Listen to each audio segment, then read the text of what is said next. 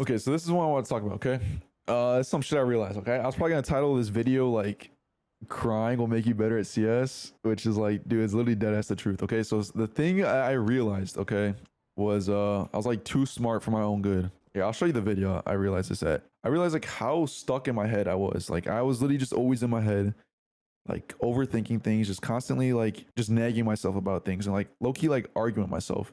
And this is the video. Watch this video if you realize this, or if you struggle with like DPDR, depersonalization, derealization, dissociation, some shit I've been struggling for like the past 3 years. Right? Smoked weed, had a panic attack like 3 years ago, never been the same since, and it's called dissociation. And I'll explain all that shit in a bit too. So what I realized is that like I was too cognitive. I was like, putting a lot of work, like trying to like, help myself out, like self-help, like type of shit, like, improve myself mentally and physically. And the thing that I was failing on was the emotional aspect of it. You always hear like, sit with your emotions, see where they come from. And I would do that. I would be like cognitively analyzing my emotions, and I'd get to like a root of a lot of my problems. And you guys have heard this in a lot of my videos where I'd be like, oh, I've done this because of XYZ, something in my childhood, yada yada yada. And I'll cognitively understand where like my issues come from and then just stop there. And I would just stick with the cognitive portion, and I totally neglected the emotional aspect of a lot of these epiphanies and real revelations. So this is what I realized. Okay. So all right, here's me. Okay. Here I am. And then I have all these problems popping up, right? Let's say overeating. This pops up. And then we got overthinking. That pops up. And then we got workaholism. That pops up, right? And then let's say some other thing. Porn addiction. That pops up. Nicotine addiction. All these issues are popping up, bro. And then I'm sitting here like, fuck, get this shit off me. I pull out some scissors and I snip the end of this. This is me cognitively coming up with a solution to deal with my overthinking, right? I was overthinking because I had too high of expectations. I should lower my expectations. These cognitive strategies can help, but the issue that I failed to realize with all of these things, that like all the problems I've been struggling with for like forever, it all boils down to like the root of them. And I would figure out the root, be like, oh, this comes from a fear of failure. I would realize that and I would analyze it, be like, oh, this comes from a fear of failure, and then I'll just write it off.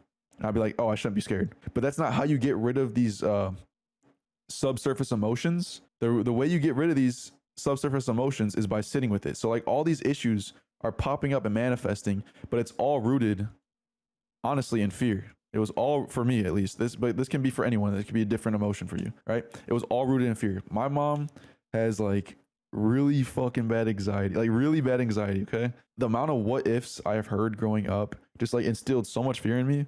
I think that's like literally where everything comes from. It's just this fear. It's literally just a fear. Like the overthinking is a fear. It's me trying to prevent failure because I'm scared of failing. So I gotta overthink and try and prevent these mistakes before they happen. The workaholism, same thing. I'm trying to prevent mistakes. I don't want to fail, so I gotta, because I have this fear it's in me. This emotions driving all these actions I'm making, and then I end up just getting overstressed out, and then relapse on porn. Then you got other coping mechanisms. Listening to music nonstop, constantly trying to distract myself. The biggest one, the biggest coping mechanism I ended up dealing with was DPDR, which is depersonalization, derealization, which is pretty much like a trauma response. Just in any animal, like you have the fight or flight response, and then you have the freeze response, which not a lot of people talk about, which is like when you dissociate. It's like if a gazelle's about to get eaten by a lion, it's either gonna like fight it or run away, but then it also might freeze up and just act like it's dead. And basically what happens is that the body just ends up freezing up, and then the gazelle will dissociate, and it will just take its mind away from the body and try and make it as pain-free as possible. And you pretty much just like lose connection. You lose the presence with yourself. And it's some trippy ass shit, bro. I'm not gonna lie. This shit was scary as fuck when I was dealing with this. I still deal with it, and I'm finally realizing how to get rid of it. So this was another coping mechanism, was dissociation, but this fundamentally can be applied. Like the solution can be applied to like anything. So I'm sitting here snipping off all these like ends of these problems, and they just end up growing back. They'll end up growing back because I'm not dealing with the actual root emotion that's causing all this, which was a fear. So the thing I ended up realizing was that I had to stop arguing with myself and like cognitively trying to beat these issues.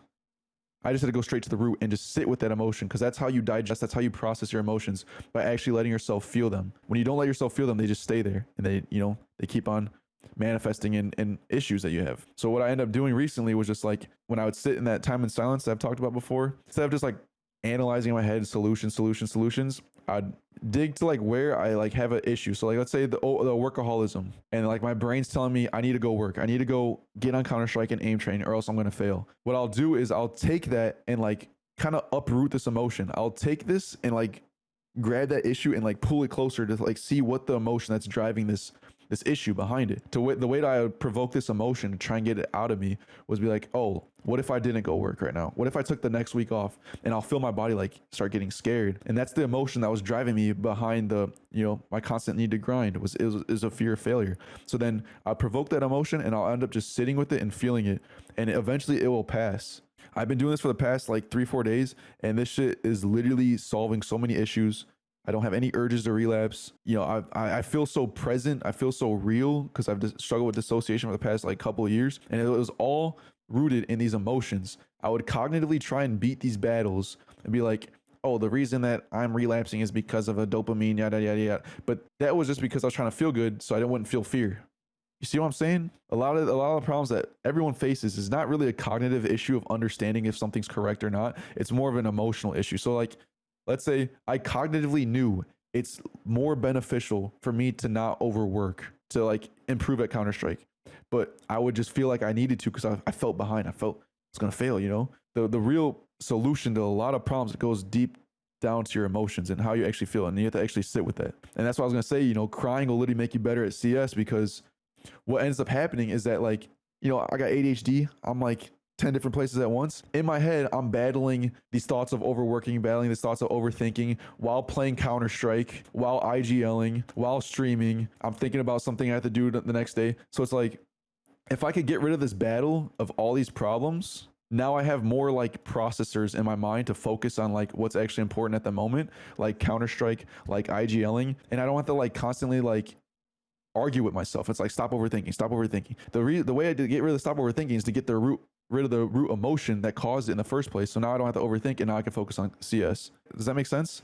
And like, you're exactly right, Jeff. You have to be comfortable with the uncomfortable part of yourself, and you have to accept all your emotions, embrace them, and let them pass. Damn, what the fuck? Let them pass. Because like laughter is on the same level as sadness and crying. It's on the same level as being scared. They're all emotions. None of them are bad. They have bad connotations from what people say, but they're not inherently bad. They just are. They just are part of being human, is experiencing these emotions. If you've been like bottling up, like crying, whatever, like how I've been because my grandma passed away, like you're literally hurting yourself. You're literally throwing your games by not You're literally throwing your games by not crying, dude, because you can't focus on the present.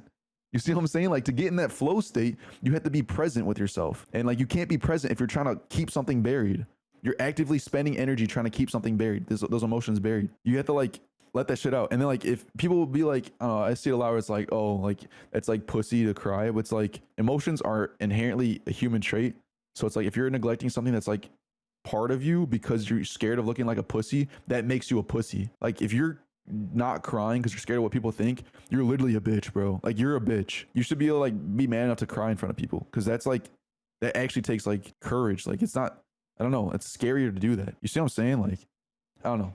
You're literally hiding a part of yourself because you're scared of what people think. That's the definition of being a pussy. Yeah. So fundamentally, cognitive functioning, like your brain, your IQ is different than your EQ, which is, you have your intelligence quotient, emotional quotient. They're not on the same level. And what Healthy Gamer, what Dr. K talks about in that video, is how like gifted kids will end up using their IQ to analyze their emotions versus actually just sitting with them and using their EQ. And that's what I was doing. I would literally just cognitively analyze like my emotions versus actually feeling them. And yeah, when you end up doing this, you never actually get rid of the root problem, and then you end up playing cognitive whack-a-mole, where you're trying to like, oh, this problem pops up here, then this problem pops up here, but they all are rooted in something emotional.